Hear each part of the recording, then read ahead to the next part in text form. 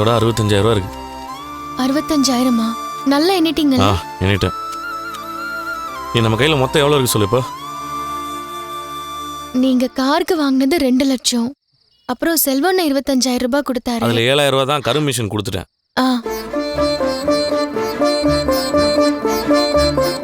ஆமாங்க, அதுல ஒரு 7,000 ரூபாய் போச்சு. அம்மா கொடுத்தது 1,50,000. அப்படின்னா மொத்தம் 4,33,000 ரூபாய் இருக்குங்க. பேங்க்ல கொஞ்சம் பணம் இருக்குல்ல, அதையும் எடுத்துக்கலாம்.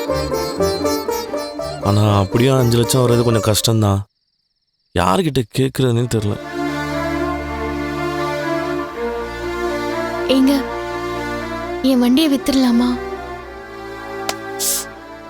ஏங்க வண்டியை விற்கணும்னு சொல்ற? அப்படி பார்த்தா என் காரை வித்துருக்க மாட்டேனா? மீனா, உன் வண்டியாலையும் என் காராலையும் தான் நம்ம பொழப்ப ஓடிட்டு இருக்குது. அதை இப்ப விற்கணுமா? நம்ம வாழ்வாதாரத்தோட மூலதனமே அதான் மீனா. இப்ப நம்ம இருக்கிற சூழல்ல அதை விற்கிறதும் விதை நெல்லை விற்கிறதும் ஒண்ணுதான். அப்படிலாம் பண்ணக்கூடாது.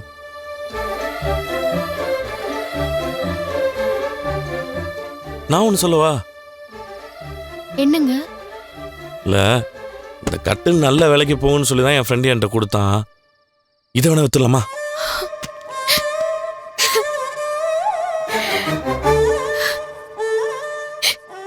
என்ன மீனா? வேணாங்க. நீங்க இதை எவ்வளவு ஆசையா வாங்கிட்டு வந்தீங்கன்னு எனக்கு தெரியும். இதை விற்க வேண்டாம். வேற என்னதான் பண்றது?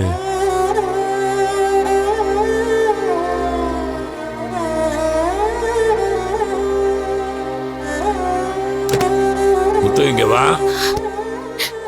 அப்பாக்கு எதுவும் தெரியுமா?